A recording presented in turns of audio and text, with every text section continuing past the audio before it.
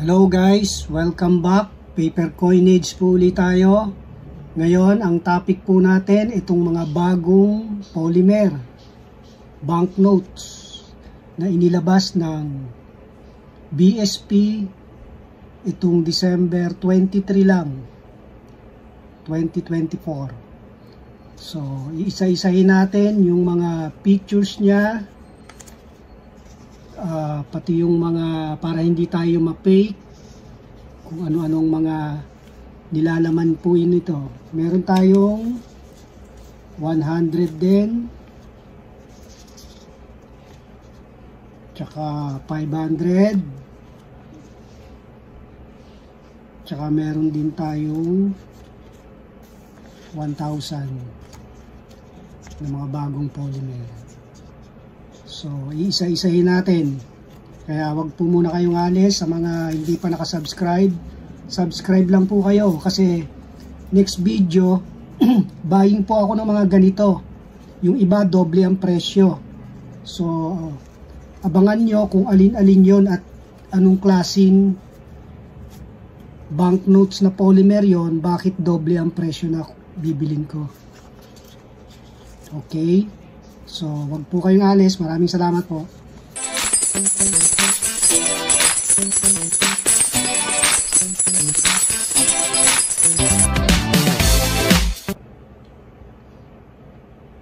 Welcome back guys. Paper coinage po ulit tayo.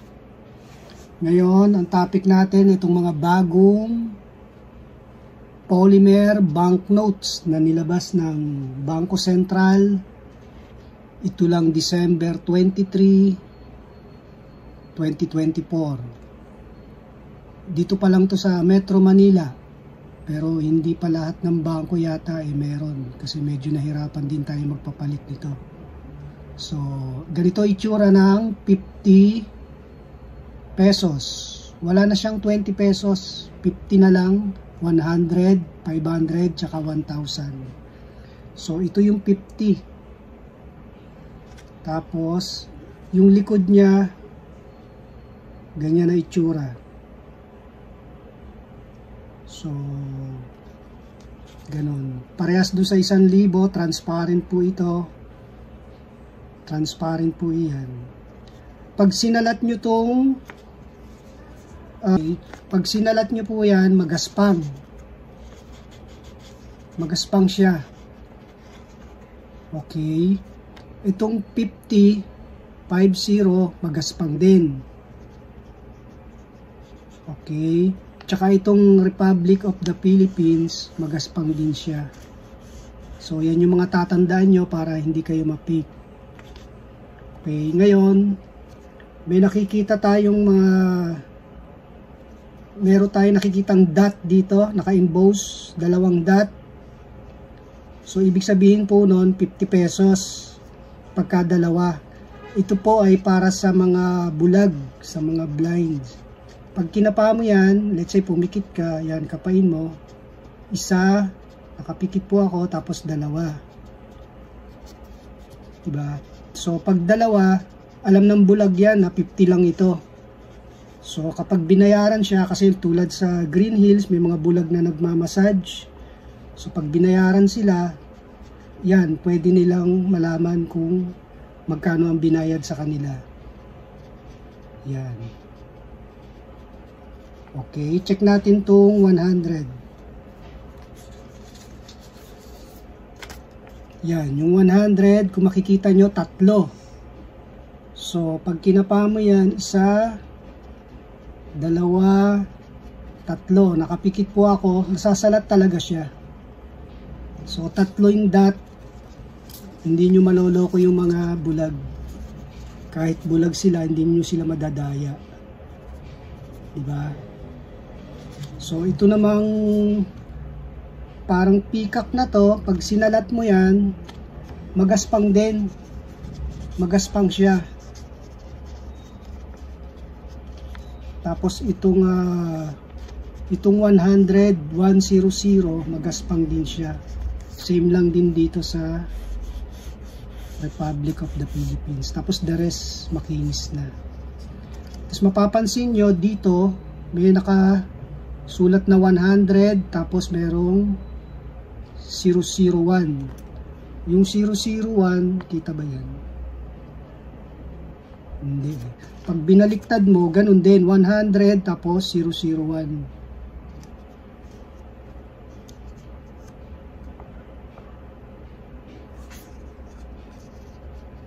Hindi kita.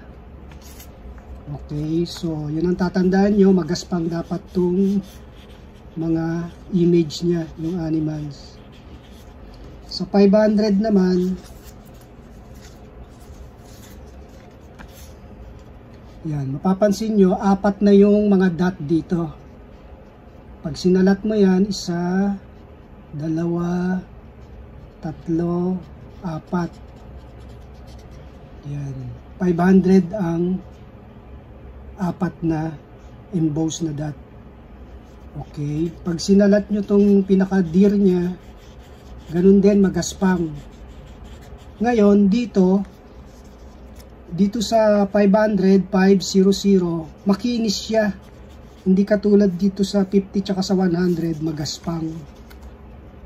Ito magaspang pag sinalat. Dito sa 500, makinis.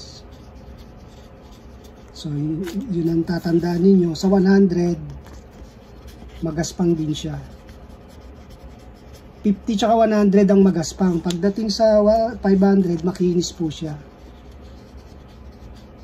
Okay. So, check naman natin tong 1,000. Sa 1,000, parehas. Makinis din. So, ang makinis, 500 tsaka 1,000. Ang magaspang, yung 100 at tsaka 50 pesos. So, kung mapapansin nyo rito, 5 na. So, 1, 2, 3, 4, 5. Yan. Pag nasalat yan ng bulag, ibig sabihin, talagang 1,000 yung binabayad mo sa kanya.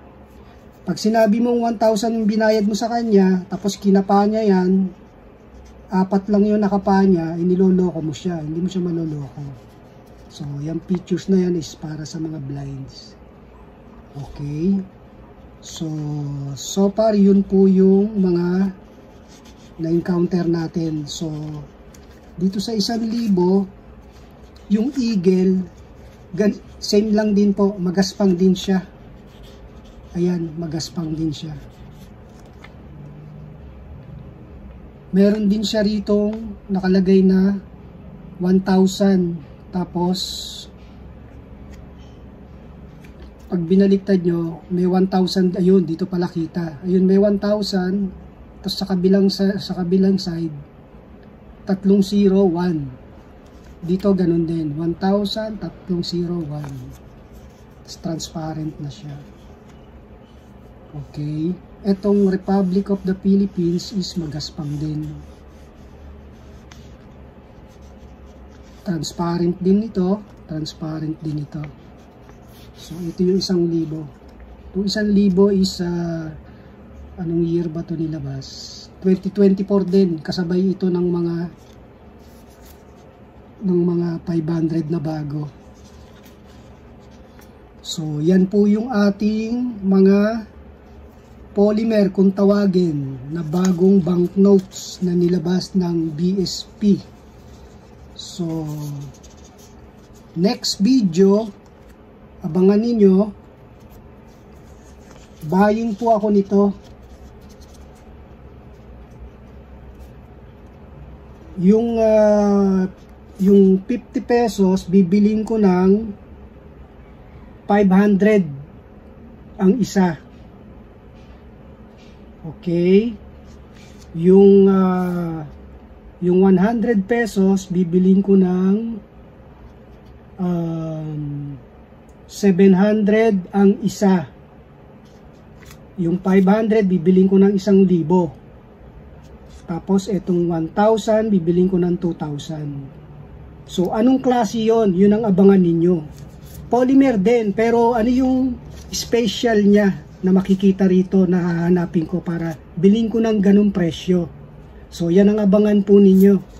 So, kaya Sa mga hindi pa nakasubscribe, follow nyo lang ako, subscribe lang po kayo. Abangan nyo next video kung anong klaseng polymer yun na bibiling ko, bakit ganun ang presyo. Okay po? So, yun lang po. Maraming salamat po sa inyo. Sana may natutunan kayo. Huwag tayo magpapaloko sa mga fake na lalabas po dito. Maraming salamat po. Bye-bye.